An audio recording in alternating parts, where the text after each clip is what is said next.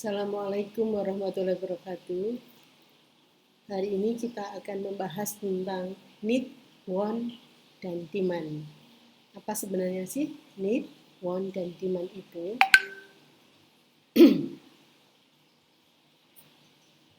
Secara normatif bahwa kalau kita nanti akan melakukan sebuah pembelian atau sebuah action demand itu pasti akan dimulai dari want, kemudian berubah menjadi need, dan akhirnya berubah menjadi demand. Ini secara normal, jadi proses normatifnya seperti itu. Nah, sekarang kita bahas satu persatu apa itu want, need, dan demand. Kalau kita berbicara masalah want, seringkali bahasa Indonesianya bisa kita terjemahkan sebagai sebuah keinginan. Tapi apa itu keinginan, gitu ya? Keinginan adalah hasrat dari dalam diri yang belum tentu merupakan kebutuhan yang harus dipenuhi. Atau jika tidak terpenuhi pun sebenarnya tidak akan menimbulkan efek negatif. Jadi kalau misalkan saya berbicara masalah want itu seringkali ingat Doraemon gitu. Dan Doraemon bilang punya baling-baling bambu.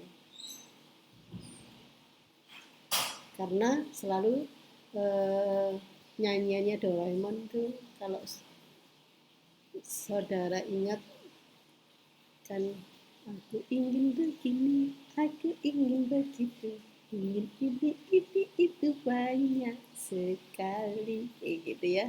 Jadi semuanya diinginkan. Apakah yang diucapkan itu sebenarnya sebuah kebutuhan atau tidak, itu tidak masalah. Itulah yang kita sebut sebagai want.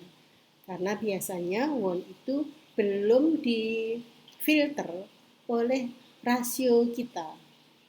Dia hanya muncul apa yang ada di dalam benak kemudian diucapkan. Itulah yang kita sebut sebagai want, hasrat yang belum tentu merupakan kebutuhan. Nah, sedangkan need itu nanti kita akan membicarakan beberapa jenis: normative need, felt need, express need, dan comparison need. Nah, yang paling penting itu adalah felt need sebenarnya, yang hubungannya dengan konsep tiga tadi dari want, need, dan demand itu adalah felt need. Ya, kita mulai dari yang normative need dulu. Normative need itu adalah kebutuhan yang sesuai dengan kondisi normatif atau yang seharusnya. Dalam hal ini, kebutuhan itu biasanya atau kebutuhan normatif itu biasanya yang menentukan adalah provider atau yang ahli di bidangnya. Misalkan kalau seorang dokter gigi, kemudian setelah melihat kondisi gigi kita yang berlubang, pasti dia mengatakan bahwa kita ini memerlukan atau membutuhkan pelayanan untuk ditambal giginya. Oh, ini perlu pelayanan dokter gigi. Gitu. Itu yang kita sebut sebagai kebutuhan normatif. Kebutuhan yang ditentukan oleh provider setelah melihat kondisi dari pasiennya, kondisi yang seharusnya. Tapi belum tentu kondisi normatif itu, kebutuhan normatif itu menjadi kebutuhan yang benar-benar dirasakan oleh konsumen. Nah, kebutuhan yang benar-benar dirasakan oleh konsumen itulah yang kita sebut sebagai felt need. Jadi kebutuhan ini karena masih dalam taraf apa yang akan kita rasakan, maka itu masih ada di dalam benak konsumen. Sangat tergantung pada sosiodemografi, lingkungan, budaya, tingkat pendidikan dari konsumen tersebut. Misalkan tadi kondisinya adalah kondisi sakit gigi tadi. Nah, ternyata pada waktu ditanya pada konsumennya, Pak, Bu, apakah Bapak dan Ibu memerlukan pelayanan dokter gigi? Ternyata meskipun dokter giginya mengatakan perlu, yang bersangkutan mengatakan enggak, ini memang gigi saya berlubang tapi tidak sakit kok. Sudah lama itu, 1 tahun sudah seperti itu, saya nggak merasa apa-apa. Nah, itu yang kita sebut sebagai felt need. Atau bisa saja si konsumennya mengatakan, oh iya, saya memang juga merasakan bahwa saya perlu ke dokter gigi. Jadi bisa saja felt need itu sama dengan normative need, tapi bisa saja tidak sama. Karena kalau felt need ini adalah yang benar-benar dirasakan oleh konsumen. Kemudian kalau felt need tersebut diekspresikan, maka jadilah kebutuhan yang diekspresikan dalam sebuah tindakan atau pembelian atau pemanfaatan terhadap produk tersebut. Jadi, express need itu sudah menjadi sebuah tindakan real atau kita sebut sebagai demand. Jadi, express need itu adalah demand, permintaan, aktualisasi, atau ada yang mengatakan bahwa need yang sudah didukung oleh daya beli. Karena memang benar-benar merasakan kebutuhan tersebut, maka setelah didukung oleh daya beli, maka dia mengekspresikan. Itulah yang kita sebut sebagai express need. Jadi, bagaimana sebenarnya cara mengukur need? Karena tadi bahwa ukuran need itu masih ada di dalam benak manusia, khususnya ini adalah yang felt need ya, yang kita bicarakan need di sini adalah felt need, maka need itu belum sebuah action dari seseorang, sehingga untuk mengukurnya harus digali dengan cara menanyakan pada orang tersebut. Bisa saja pada waktu menanyakan itu kita bisa menggunakan kuesioner, baik kuesionernya itu bersifat tertutup, maksudnya sudah ada jawaban-jawabannya, tinggal memilih, atau terbuka sehingga konsumennya bisa menyampaikan apa kebutuhannya. Itu cara mengukur need. Nah, sekarang apa itu demand? Demand atau tadi bisa kita sebut sebagai sebuah express need, need yang sudah diekspresikan, need yang sudah direalisasikan dalam sebuah tindakan atau pemanfaatan atau pembelian, baik oleh individu maupun sekelompok orang atau masyarakat. Jadi, kalau kita mengukur demand, maka kita bisa saja mengukurnya adalah ukuran individu atau ukuran kelompok. Misalkan nih, kalau ada sekelompok orang, katakanlah satu kelas kita, ini ada 30 mahasiswa begitu. Kemudian kita mengatakan bahwa yuk kita membeli air mineral gitu ya. Kemudian akhirnya semuanya membeli air mineral. Ternyata yang membeli air mineral itu adalah 25 orang, tidak 30 orang, karena 5 orangnya lebih memilih teh kotak misalkan. Maka yang kita sebut sebagai demand terhadap air mineral itu adalah 25 orang untuk kelompok mahasiswa ini. Sedangkan demand untuk teh kotak itu ada 5 orang. Itu yang kita sebut sebagai demand. Sehingga bagaimana cara mengukurnya? Demand adalah sebuah action atau transaksi yang sudah terlaksana, sehingga kalau demand individu biasanya menanyakan pada yang bersangkutan, baik menggunakan instrumen kuesioner tertutup maupun terbuka.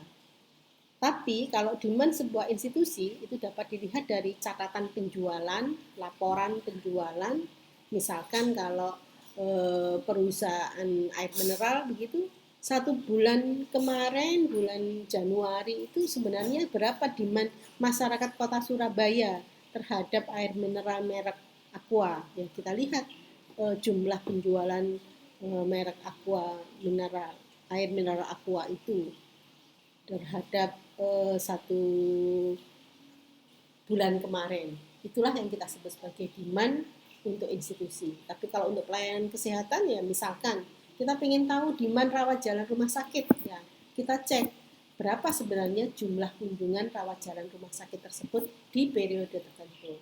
Itulah cara pengukuran demand untuk institusi. Nah, nanti saudara akan mempraktekkan untuk mengukur need dan demand tentang pelayanan kesehatan. Kenapa kok WON tidak diukur? Karena WON itu kan tadi sebenarnya tidak dilakukan pembeli, tidak dijalankan pun sebenarnya tidak memberikan efek negatif pada kita. Sehingga kita lebih banyak harus tahu apa sebenarnya need dan demand-nya. Makanya nanti pada waktu saudara melakukan praktek, kita akan mencoba untuk mengukur need dan demand untuk pelayanan kesehatan. Nah, cuman nanti kita akan membahasnya secara khusus pada saat kita sudah mempelajari tentang demand terhadap pelayanan kesehatan. Sekarang kita akan membahas dulu tentang teori demand secara umum. Hukum demand mengatakan bahwa makin rendah harga suatu barang, maka akan makin banyak permintaan akan barang tersebut atau sebaliknya. Dalam artian ceteris paribus, artinya bahwa ada asumsi yang harus terpenuhi untuk bisa hukum ini berjalan. Asumsinya adalah ceteris paribus. Ingat, ceteris paribus itu artinya variabel yang sedang tidak kita bicarakan itu dianggap tetap, dianggap konstan. Sehingga rumus dari demand, quantity of demand seseorang itu merupakan fungsi dari harga barang itu sendiri. Kenapa? Karena di luar harga barang itu sendiri, price ini, P-nya adalah price, itu masih banyak faktor lain, tapi faktor lainnya itu diasumsikan tidak berpengaruh karena ini dianggap konstan, dianggap tetap dalam asumsi ceteris paribus. Gitu. Sehingga sekarang kita hanya membahas hubungan antara harga dengan jumlah permintaan itu sendiri. Kita lihat permintaan seseorang terhadap pelayanan di sebuah FKTP. Kalau karena kita di dalam memberi sebuah pelayanan itu pasti mempunyai budget tertentu. Katakanlah budgetnya itu 1 juta. Maka kalau harga terhadap pelayanan tersebut 500.000, maka kita mempunyai kesempatan untuk pergi berkunjung itu 2 kali. Kalau 250.000, maka kita mempunyai kesempatan 4 kali. Kalau 100.000, maka dia akan mempunyai kesempatan 10 kali. Sehingga berdasarkan komposisi ini, kita bisa membuat kurva demand individu. Ini demand individu bahwa pada waktu, ini kurvanya enggak begitu pas ya. Harusnya ini 2, tadi di sini ini 500.000. Ini salah yang di sini. Mohon maaf ini kurvanya. Jadi ini harusnya A itu adalah 500, kemudian B 250, C 100. Dari sini kurvanya kita buat. Inilah yang kita sebut sebagai kurva demand individu. Nah, bagaimana dengan demand kelompok tadi? Misalkan kelas ini tadi, bagaimana demandnya, kurvanya? Misalnya kelas ini isinya hanya 2 orang, si Adi dan si Ida, gitu ya.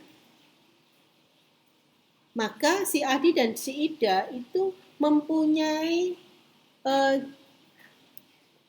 dana yang berbeda-beda.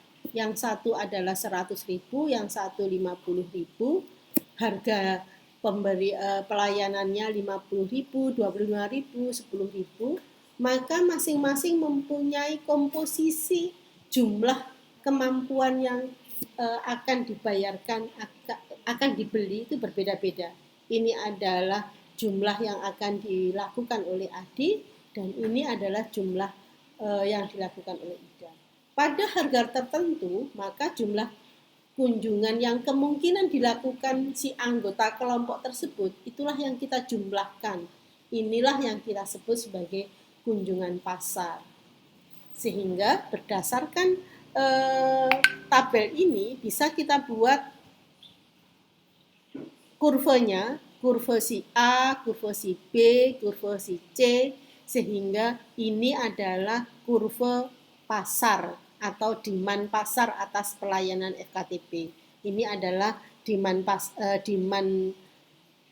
perseorangan si A, demand perseorangan si B, dan seterusnya. Kemudian ini adalah jumlahnya yang kita sebut sebagai permintaan atas pelayanan FKTP untuk kelompok atau untuk pasar tersebut.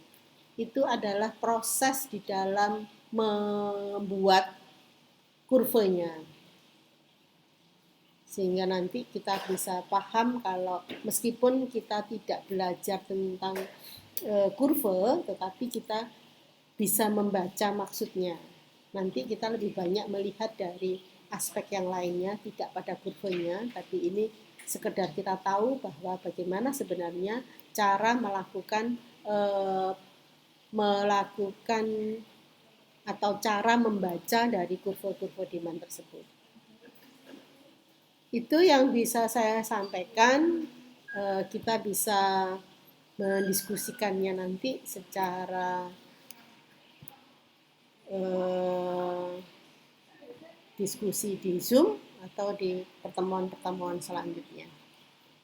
Saya pikir itu yang bisa saya sampaikan. Terima kasih. Assalamualaikum warahmatullahi wabarakatuh.